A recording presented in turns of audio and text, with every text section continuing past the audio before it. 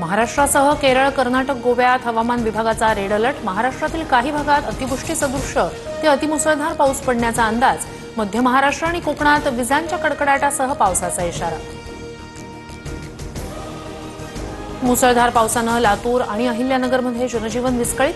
तेलीगल्ली भागाला पावसाच्या पाण्याचा वेढा, तर नगरमध्ये ढगफुटीसदृश पावसामुळे सीना नदीवरील पूल पाण्याखाली। बीड, जालना, वाशिम, नांदेड, सोलापूरला जोरदार पावसाचा फटका। बार्शी तालुक्यातील तडवळे गावात घरांची पडझड, तर अनेक ठिकाणी केळी संत्रा बागेसह कांदा पिकाचंही मोठ्या प्रमाणात नुकसान। राज्यात पावसामुळे 8 जणांचा मृत्यू। राज्य आपत्ती व्यवस्थापन विभागाची माहिती। बचाव कार्यासाठी ठिकठिकाणी एनडीआरएफच्या 18 टीम तैनात।